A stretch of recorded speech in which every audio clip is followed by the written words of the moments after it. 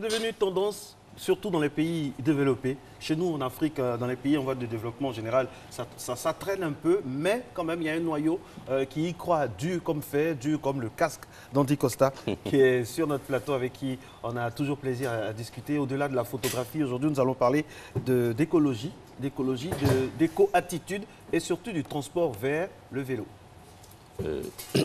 Merci pour cette opportunité que vous me donnez. Le transport vert a pour objectif de réduire les émissions de gaz à effet de serre. Et c'est démontré aujourd'hui scientifiquement que le changement climatique est dû au fait de la pollution des véhicules. Oui. Le changement climatique est dû aujourd'hui au fait de la pollution des véhicules. Raison pour laquelle aujourd'hui nous devons avoir une attitude éco-citoyenne en changeant notre façon de nous déplacer.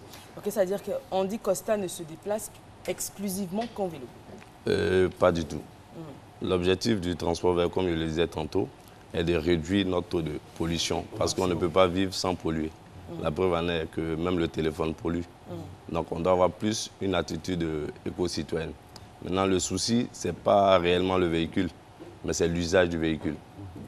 Est-ce que notre paysage, notre climat est en coïncidence avec la vie, par exemple, d'Andy Costa, comme on voit sur les écrans? Est-ce que c'est commode à Abidjan, ici, en 2017, d'aller au travail avec son vélo, sans souci? Est-ce que c'est faisable, on va dire ça comme ça? Techniquement, c'est faisable. Seulement qu'on a... Climatiquement. Techniquement, c'est faisable, seulement qu'on a un souci sécuritaire, parce que nous ne disposons pas encore en Côte d'Ivoire de pistes cyclables. C'est ça la seule difficulté. Et au niveau du climat? Par exemple, je vois Eva Amani qui sort de chez elle pour venir à matin bonheur. Toute maquillée. Toute maquillée, c'est bien. Le matin très tôt, c'est bon. Mais au retour, par exemple, quand elle va à midi 10h, quand elle rentre à la maison, comment ça se passe? Bon, je dirais tantôt qu'aujourd'hui, c'est vrai que il aura un impact peut-être sur son maquillage ou sur les vêtements. C'est ça, je vois qu'il était. Mais je pense que c'est très important aujourd'hui de se déplacer à vélo parce qu'il y a une étude qui a démontré aujourd'hui que si nous ne faisons pas attention d'ici 2050 à être en deçà de 2 degrés en termes de pollution, notre environnement sera dévasté. Pour parler toujours donc de ces vélos-là, c'est vrai qu'aujourd'hui, si on veut s'y mettre, ce seront des moyens qu'on va encore débourser. Un bon vélo, ce n'est pas à la portée de tous. Pour faire le parallèle avec la France, par exemple, la ville de Paris qui met à disposition des Vélib, c'est beaucoup plus facile, on dira, pour la population d'avoir un comportement éco-responsable et éco-citoyen, plutôt que sous nos tropiques. Bon, nous, on a essayé de faire une étude. On s'est dit si on doit implémenter la version parisienne à Abidjan, ça sera difficile du point de vue sécuritaire. On ne pourra pas sécuriser, les vélos. Et secondo, comme... On va les voler? Ouais, forcément. Ah, mais bon. Attendez. Forcément, parce que derrière, il faut avoir aussi une culture éco-citoyenne. Absolument. Donc, ça doit prendre du temps pour la sensibilisation. Mais par contre, on peut inverser la donne en incitant la population à faire de l'éco-conduite. C'est quoi l'éco-conduite? L'éco-conduite nous permet de réduire notre consommation de carburant de 40%. Vous me voyez souvent, je suis en véhicule, mais j'ai mon vélo qui est accroché à ma voiture. J'arrive, je garde un parking et je fais le reste de mon trajet à vélo. C'est ça, c'est l'alternative. Alors le véhicule en question, on le voit à l'antenne. On le voit à l'antenne. Avec le vélo accroché juste derrière. Et par exemple, quand vous allez enfin on l'a dit tout à l'heure, dans les pays dits industrialisés, dits policés, c'est de plus en plus des couples, des familles qui vendent leur voiture et qui décident donc vraiment de vivre, de se déplacer seulement à vélo. Il y a un exemple patent, l'exemple de Mme Christiane Taubira qui se promène dans Paris à l'époque quand elle était ministre, à vélo avec ses gardes-corps à vélo également. C'est également aussi un courage politique qu'il faut avoir. Parce que les pistes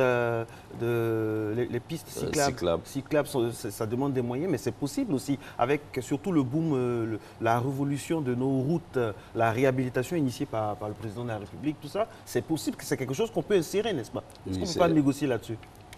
C'est pour ça que nous avons décidé depuis janvier de lancer une campagne de sensibilisation où chaque week-end nous faisons des interviews des personnalités politiques, culturelles ou sportives, mais à vélo, pour qu'ils sentent réellement l'implication politique dans cette initiative verte. Et aujourd'hui, est-ce que déjà le vélo, la pratique du vélo, le cyclisme, on dirait, est-ce que ça intéresse déjà de base les Ivoiriens? Ou est-ce qu'il faut encore les sensibiliser à déjà s'exercer au vélo et ensuite à l'usage du vélo? Le souci qu'on a, c'est le point de vue sécuritaire. La Vous preuve revenez en est aujourd'hui, pendant la Noël, le cadeau le plus prisé, c'est le vélo. Aujourd'hui, quand vous rentrez dans une famille ivoirienne, il y a au moins un vélo. Mais ils disent toujours, est-ce qu'on aura la chance de rouler à côté d'un baka? Donc il y a un véritable problème sécuritaire.